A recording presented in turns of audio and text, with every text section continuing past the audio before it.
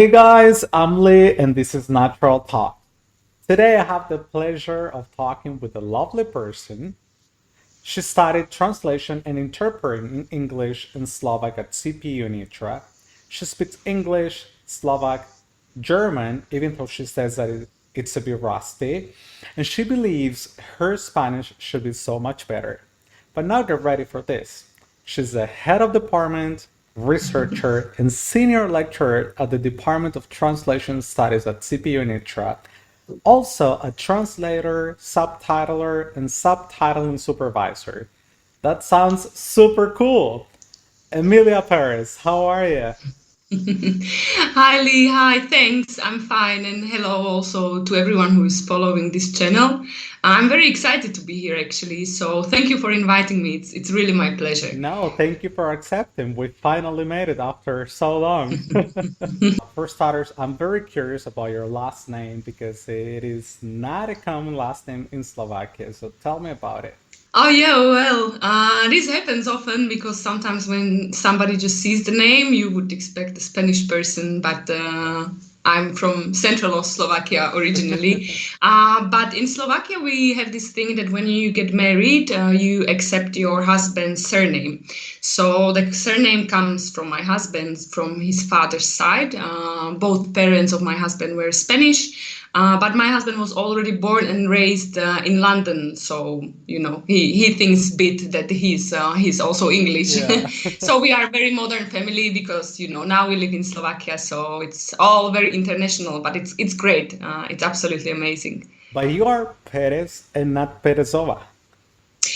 Yeah, well, that's something I decided to do because you are right. In Slovakia, we have this thing that you end the ova ending to female surnames, but you can apply for exception in doing Okay. that. Otherwise, I would be Emilia Perezova, or actually people call me Milka. So Milka Oh, Perezova would okay. be very, very, very Slovak name.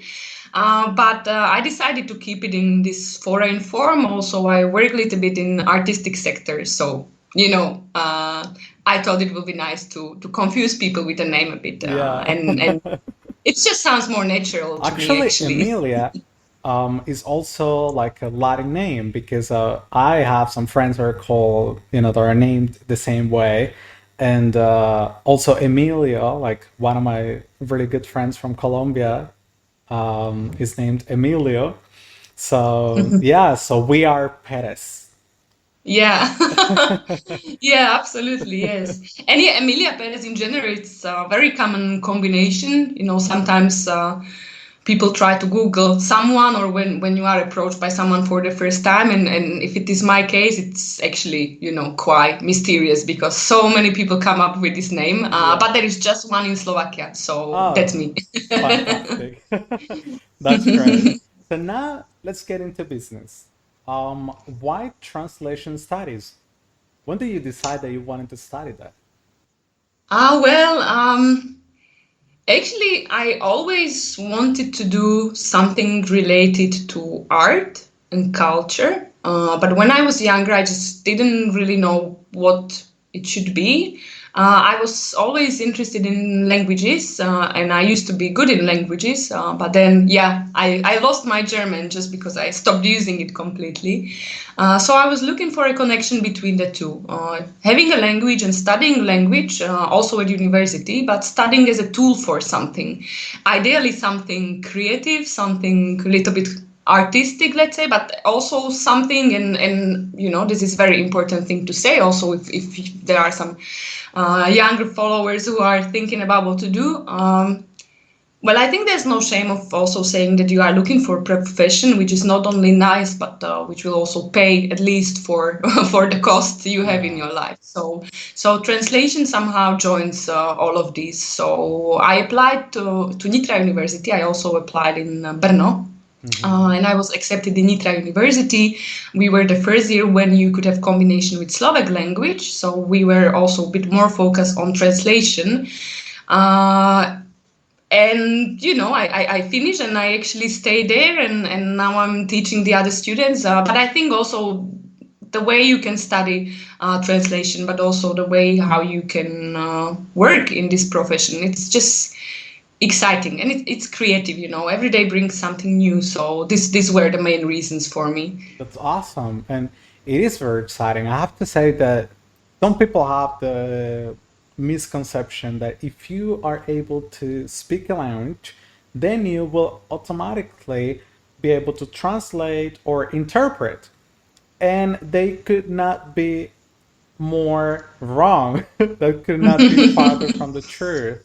Because, like, particularly I speak Spanish, then I learned English on my own when I was a teenager, and then I started with with Slovak when I went there, when I lived in Slovakia, and then I always listened to Italian music, but I did not learn Italian until I moved here. But translating is very how can I say, like, it's stressful. It really stresses you out because people are like, how do you say that? Like, okay, now how do you say that? And then you have to try to find the right words, to so that the main idea won't be lost.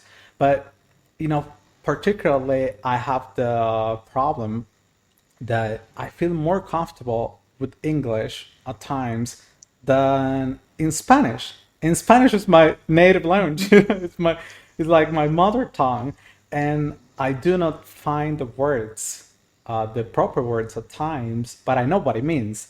Um, so, why do you think it is that people believe that if you speak a language, you will be automatically able to interpret or translate? And I believe that interpretation is even more complicated and difficult than translating because I can translate at home just on a piece of paper, but interpreting and simultaneously, yeah, oh my god. So, what do you think it is that people believe that?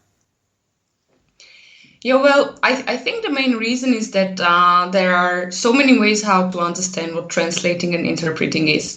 And I think in general, people who just think about it as, just some general concept. So I'm somewhere abroad with my parents, they don't speak English, so I help them, and wow, well, look, it's easy, I can do Mm-hmm. it. What's the big deal? And that's great. Many people do it. There are many situations when this is very useful. So I'm not saying it's not possible or that that there aren't any translators or interpreters who just would be natural talents. It is possible, but the thing is that translation and interpreting has so many contexts, and if you want to do it professionally, you just really ideally have to be trained, and you have to be Yeah. trained very well. You imagine you would be translating a book. It's not just about translating, what the book is about, because I think this is usually the idea people have. Mm-hmm. Well, I read the text, I understand that, I could easily transfer it to another But how language. about the Uh, gist of it? Both, yeah, when you actually start looking for the right words so that you express the same maybe emotion which was there in the text, or even if it was a Mm-hmm. film, whatever it was, and that's still translating, which gives you time to check things and verify things, so that's still the better case. But also, if you think that you are going to translate some guide according to which some medical machine is going to be used, Yeah. that's a lot of responsibility. So Yeah. you really, like, if you make a mistake when you are, asking for something in a shop, it's not so serious. But if you make mistake here, well, that's a trouble. And interpreting, especially as you said, yes, it can be very stressful. I always find it very stressful, and I used to, and I think every person who is doing this will confirm the same. But there, you really just have to do it at the same moment. You have to Yeah. remember a lot. You have to be listening at the same time and already creating the new sentence Yeah. in the other language in your mind. You have to be, keep an eye on what is also happening. Like if it is some negotiation, then you are Mm-hmm. not just looking at the language, but what is the interaction between people? Is there something they are just saying implicitly? Is there something their body language is saying? So there Yeah. is a lot you have to take into consideration, from language, culture, the situation, and the stress. And I think this is where the training is useful. And this is where you need the training to be special, because there is a way how to learn to cope with stress in interpreting. There is a way how you can train to expand the memory you need for interpreting. There is a way how to learn which tools you can use in translating and what to be careful about. So translation can mean many things, but doing it professionally and then feeling the responsibility if you're Mm. doing it professionally, I think that requires some additional training. But yeah, there are some natural talents who can do it without it, but not many. Yeah, that's true. Like I am currently studying mediation, which is very similar to interpretation. It's linguistic mediation. I'm doing it in Italian, French, Oh, and English. wonderful. And 2 or 3 weeks ago, I had my first experience at doing interpreting simultaneously at the foreign police because Good. And how was it? it was Italian, between Italian and English, and I am really surprised that it went really well because it was something spontaneous. I did not expect it to happen because I went there to get my papers. Yeah, so but there was this girl in front of me asking some questions to the officer, but the officer was struggling a bit to explain her, in English. It's not really common for Italian people here to Italians in general, to speak English. But he was trying. However, the girl was, she continued to ask more and more questions, and she had more doubts. So I was like, okay, I really need to get my papers, so I better help her. So I did, but I have to say that I don't feel super comfortable with translator translating to Italian. When he was saying things and I translated into English, I felt so comfortable. But then when I had to do the other way around, I was a bit stressed out because I'm good at it, but I'm not super good at it yet. So, and those are really complicated words because I was talking about, legal stuff. But the good thing is that she understood. So it went well. It went well. But it is stressful. It is very stressful. Yeah, and exactly as you said, the thing also is whether you are trained or not trained. It really it is very much the same, especially in interpreting that. Um, it's very important whether you are familiar with the topic or whether Yeah. you had the experience before, because even us, we have these natural talks about many things. But even in Slovak, if I was supposed to have a talk with someone who did some operation of, I don't know what, I think I would have problems with that in Slovak, because Absolutely. you just don't know the terminology. Yeah. You just didn't deal with it, and it's the same in interpreting. It's someone can ask you like, oh well, actually we're getting married, my husband is foreigner, you think you could do it? And well, you say, if you don't have problems with stage fright, which is another Yeah. issue, you might say, yeah, well, yes, because this is going to be something that probably the speech will be ready, you know what to expect because you went to several weddings before.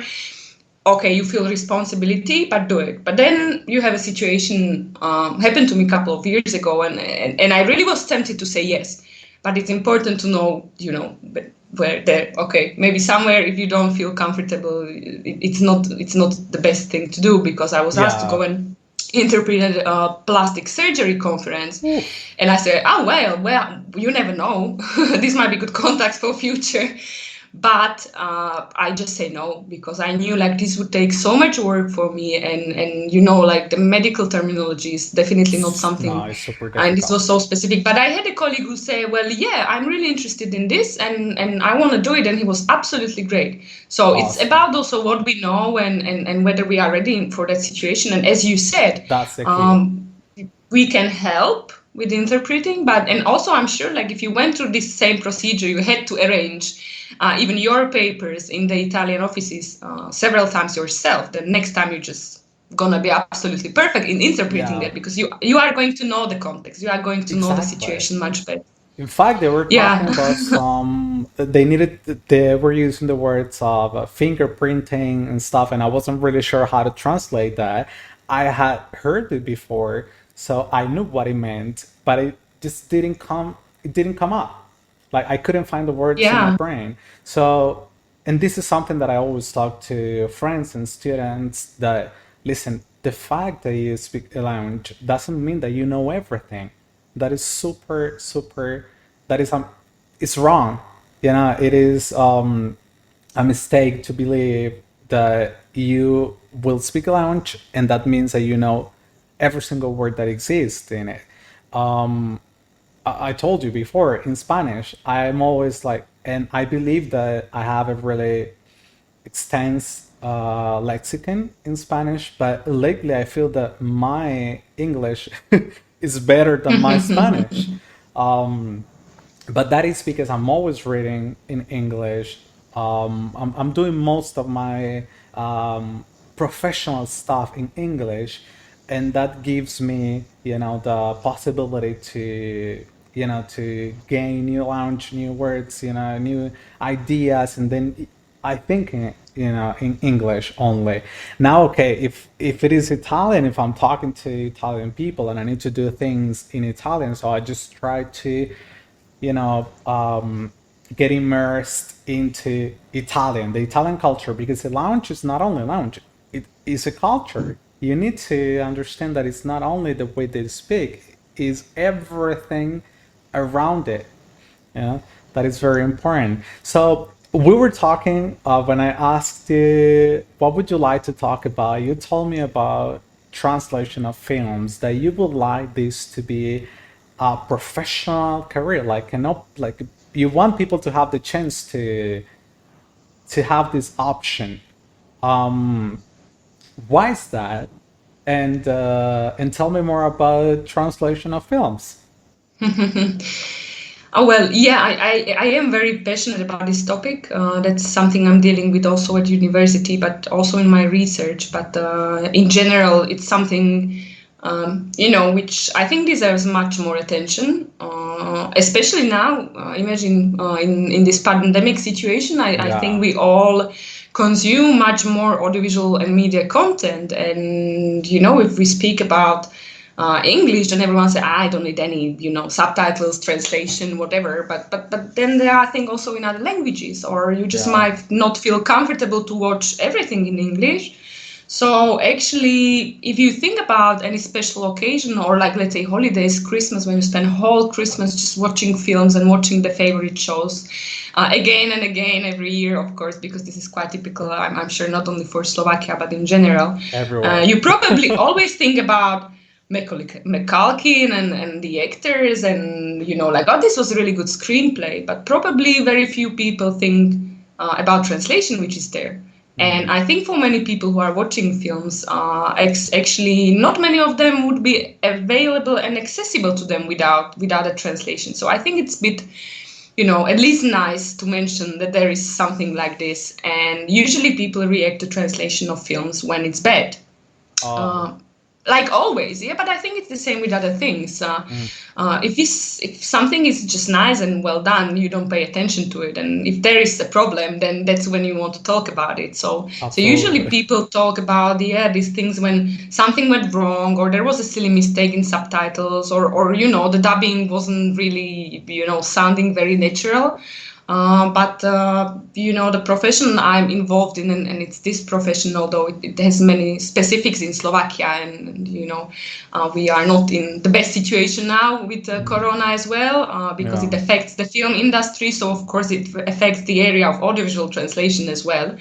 But it's something which is very exciting to do, and something which we are preparing our students for as well, because there is a lot where audiovisual translation is used, and it's not only films. It's the first thing everyone would have in mind, but now it's a lot of communication in media, or now many things are being communicated via videos. And Hmm. again, if these would be, let's say, some videos from European Parliament, Oh, well, then you need a translation, at least a translation, because there are also other things we could talk about, not just language, but there is so much which needs to be done and is being done. But I think it is a bit dangerous when we see in some of the countries, Slovakia being one of them, that exactly, this is something I can do, right? I speak mhm. English. There is some software. Well, YouTube allows you to do it as well sometimes, or Yeah. I can do it in something, whatever I downloaded. Well, you can. and I'm just gonna do it professionally, and that usually doesn't end well. So if we are talking about, this type of communication and the films and the art and the culture really being offered to people with all the purposes it has, then the translation and the way how the translation is transferred to the viewers has to be just done professionally. Yeah. If it's There is a not, it's responsibility in it, problematic. as you said before. Sorry, could There you is a repeat it, please? responsibility in it, as you said, Yeah. before as well. Exactly. There is, and there is responsibility also towards yourself as a translator Mm, if you do it. And exactly. again, if someone is relying on your translation, then you just want to do it right. You want people to get the correct information, which was there originally, but you also want them to get, as you said, it's not just language; it's all the things around. So Yeah. you want to know that okay, but they said these words, but there was something, there was something special in that sentence, and you just need to know how to get it into the translation, and that's just language. Then in subtitling, of course, you have two lines with not so many characters. Sometimes you don't have much time, so you are, and that's the creative part for me, you are really playing with the words, because it's very rare that you would have a chance to put into subtitles everything you would like to. So Yeah. you have to be selecting what to put there, and if I'm, let's say, omit this, is it going to be okay, or shall I rather use other words? And then in dubbing, which is even more challenging in some Yeah. areas, then you are trying to create a creation that the mouth which are speaking, let's say right now in Yeah. English, should somehow make the illusion that the words which I would hear in Slovak if I was dubbed right now somehow fit into that mouth. Yeah. And that's my Super favorite hard. thing, but that's very hard. So I'm more focusing on subtitling, but I did some dubbing before, but now not so much, because there is too much workload, of course, and it's not Yeah. possible to do everything. But yeah, that's what we are trying to speak about. That's what we are trying to prepare our students for as well at our department. But we are in touch with many colleagues in Europe, from European universities, who are doing something similar. But yeah, it's not just language that comes into discussion then, because when we say that they should be available and accessible to viewers, then maybe not just in terms of language, but also in terms of other information that needs some special transfer. If you think about people who have problems with hearing or with Mm. vision, people who have problem with some abilities to read, which also is a problem. So this all is somehow connected to the topic of audiovisual translation that I'm dealing with. Yeah, you were talking about accessibility to all. Yeah, and you meant like people with hearing impairments and visual impairments. So can you tell me more about that? Well, actually, it is a topic which is related to translation as such, because it also deals with how to transfer information and meanings in general. So basically what we're talking about is that when we, for example, think about people with sensory impairment, let's say hearing or visual impairment, of course they are interested in culture, art, and in communication too, because it's not Yeah. just films. We can talk about everything. We can talk about news discussions. We can talk about a football match, why Mm. someone should have a right to view or get information, and why someone has a problem. So the accessibility is a question of different approach to things. That means that how do we communicate, in our case via media or even in film, so that everyone can access the information and the experience. And I think it's 2021, so this is something that just should be here already. We shouldn't be sorting out whether yes or not, and where and how. Yeah. But unfortunately, it's not always the case. But a lot is being done in many European countries in a very good way. What we are trying to do in Nitra, when preparing students, is that when we prepare them in this area of audiovisual translation, we include also subtitling for deaf and hard of hearing, as well Hmm. as audio description for the blind and the visually impaired. There are many more things we could do, but this is something to start with in this area. And basically, in both, we train students, and also this is what I'm doing in practice. So the main principle in that is that you bring in the element which is missing for the viewer in another form. So in case of subtitling for deaf and hard of hearing, you are bringing the most important information from the level of sound. Otherwise, that person just maybe just wouldn't understand the situation. Let's say I would just now we are in the film and I would just run out of the room and you wouldn't know why. So maybe it is because there was a sound of the doorbell and I went to answer the door. Or I would just look out of the window and maybe there was explosion outside. And this was just a Yeah. sound and it's information which otherwise wouldn't get to the viewer. So this is what we do in case of subtitling. But there are many other things. It depends how you say something, because I can be smiling, but actually I can be saying something nasty because I say something which in words sounds nice, but the way how I say it, let's say if I say it ironically, changes the meaning. So all of this is somehow included in subtitles for deaf and hard of hearing audience. And if we are working on audio description, this principle is similar, but actually we are transferring meanings from the visual level. Again, we can't transfer everything, but we are trying to transfer the most important things, and we are actually creating, or person who are working on this in general is creating new audio or text for the new audio, which is used in between the dialogues or in parts which can be covered by something else, and we bring in the information which helps to understand what is happening. And I think it's very important there because we are actually all slowly losing our hearing, and we are Hmm. actually all slowly losing our sight. It just doesn't have to be something you are born with. It can happen even after illness, but just with age. So I think even me or you, although we are, Yeah. young and full of energy, but if we had our hearing measured, let's say every 5 years, you would see it's, actually you are losing it. Yeah, And our it generation decreases. especially, and the younger, even more. So this is something which is important to talk about. But this type of accessibility still, I think it should be present in more spaces. At least in Slovakia, Absolutely. you don't see it in cultural spaces. You don't see it much in theaters. You don't see it at all Hmm. in cinemas, which compared to England is it's very, very different. It's just basically if you Wow. are deaf and hard of hearing person and you want to go to cinema in Slovakia, well, you have to do some detective work to find out what can you see and where and when. Yeah. Well, this year it's special because it's Corona times, but anyway, so there is a big potential in this topic and it should be there. And I think one of the ways we have to change, not only people who are working with this, but in general, because when we talk about accessibility, the meaning is much broader because we can talk about space also and Hmm. all of the other problems. But if we're talking about accessibility, or in past we used to talk about this barrier-free access to everything. I think we have to change the perspective. Very often the perspective is Absolutely. something where we are helping someone who needs the help, but that's not right. That's not right. The principle should be that everything should be accessible for everyone. So let's say if I'm a person who has let's say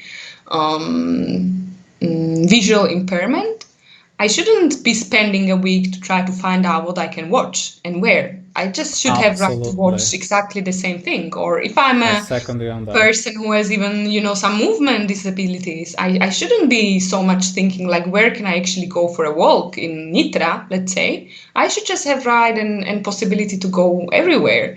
Or if I, let's say it's small and silly things, but let's say you break a leg and you want to go to Yeah, but cinema I know, and you but just those are can't get small there and silly because there's things for million us stairs. Yeah, because so we don't have the need. yeah, that's the thing. Like, if it doesn't concern you, probably you would not think about this. But it doesn't even have to be disabilities. Let's say, I don't know, someone will walk with a, Well, let's hope that this push works chair as a somewhere. wake up Yeah, call.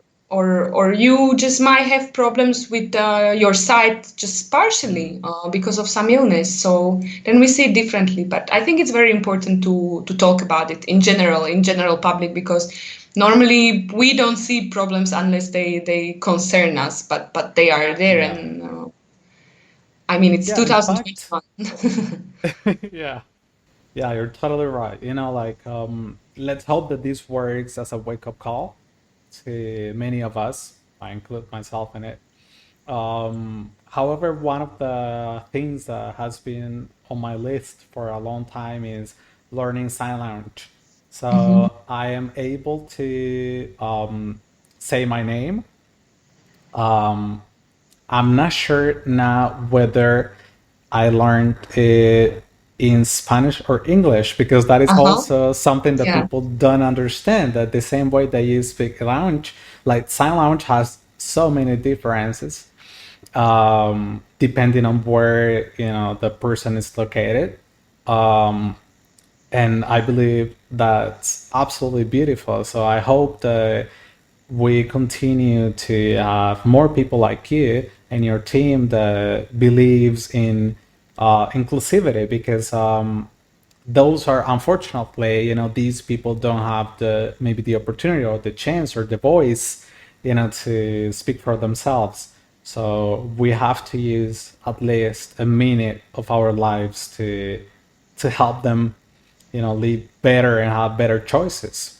Absolutely, I totally agree with you, Lee, because well, I think the situation is much better than it used to be. That's Yeah, important to it say. is. Even in Slovakia, it's going a bit slow, but but it's much better. But as you said, it's probably everyone in whichever job we're doing, we are trying to find something that makes sense Yeah, because otherwise the job is just, it will become yeah, boring for you, and you need to see like, why am I doing this, and can this maybe make some difference? I believe this goes for every profession, and here really, it's just situation changes when people start talking about it, when there is a demand. In Slovakia, we could see it a lot. Actually, I think mainly around presidential elections couple of years ago, where the Slovak president, just whatever she would be talking about, and wherever in public space, she would always have sign language interpreter. This is something wow, which beautiful. should be there in general, but it Yeah, wasn't. She started doing it, and she started doing it in very, very important way, and I think it's great and it's important, and now you can see that almost all Slovak politicians started doing it. So I think yeah. this is just how it works. Someone starts and it Well, goes I on. I'm not saying they're doing it in the best way always, but but at least this is important thing, and it's sign languages something. as well, Yeah, because I think in case of deaf and hard of people, hearing people, uh, we just don't know much. Like in generally speaking, I think in Slovakia especially, you don't hear much about like why we have to talk about these issues and what is there. Like there is so little general knowledge, although the Slovak community of deaf and well, I hard of believe that hearing is people is everywhere. very active. But there are so many differences. Sign language in Slovakia in Hmm. legislation is, accepted as a language, as one of the national languages. So I think this is very important, and it's also a big potential there. And I just feel that there maybe needs to be even more pressure from side of authorities, but it's happening. So definitely, if But you also, are thinking about as doing we it, do it. said, the community as well. At least this is something that I have to say that in Venezuela many years ago, it was included um, in the news. So every single time you watch the news, you would see a small square with a person there um, translating into the sign language, and also with the telenovelas. They started doing it, so I think it's great because yeah, we're talking about inclusivity, so we should try to, or at least the people in power should try to address this topic more often. And when you talk about it, I remember about 10 years ago, I used to work with kids in shelters in Venezuela. And there was this kid that unfortunately passed away a few years ago.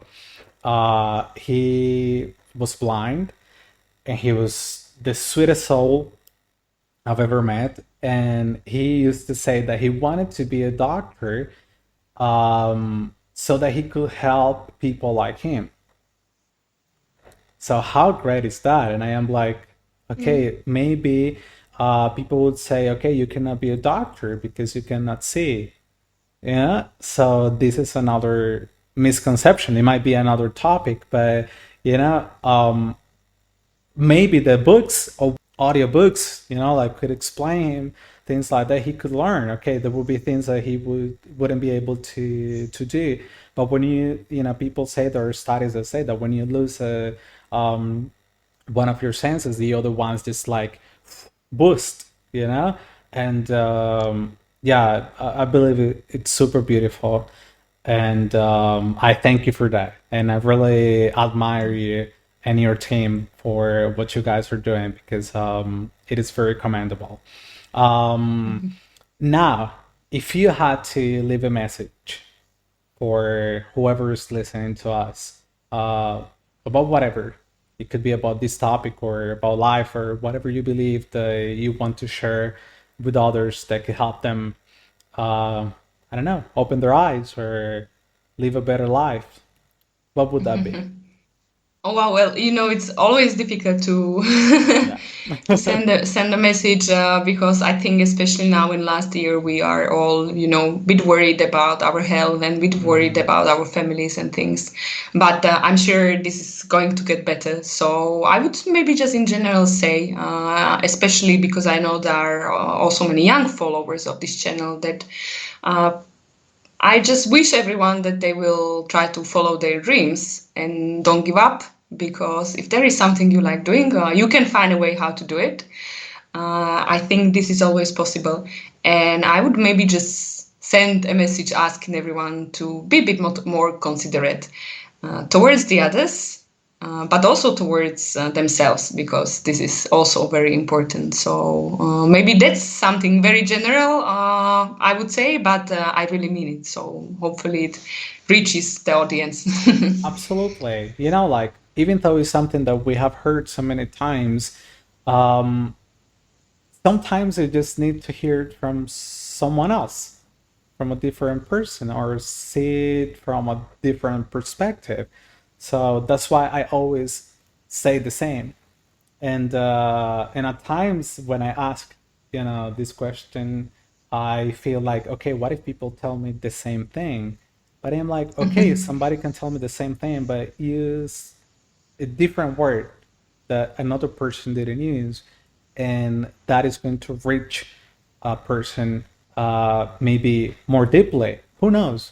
But absolutely, whatever you want to do in life, even sometimes we are our worst enemies. So when you talk about consideration, and we have to be more delicate, more respectful towards ourselves, yeah, and give us the opportunity, because we lose so much time thinking about things that at times don't matter, that we just lose the train of those ones that are very important. So I want to have another chat with you soon, because I want to see how this unfolds. And I really thank you for accepting, this invitation, and for giving me and my audience the chance to learn about something so interesting and new for so many. Thank you very much, Lee, really for inviting me. It was my pleasure. So I'll be happy to get in touch again. Thank Likewise. you, and thank you all, and have a great day. Likewise. Mwah. Take care and stay warm. And Yeah, healthy, of thanks. course. Thank Bye you. bye, love. Bye.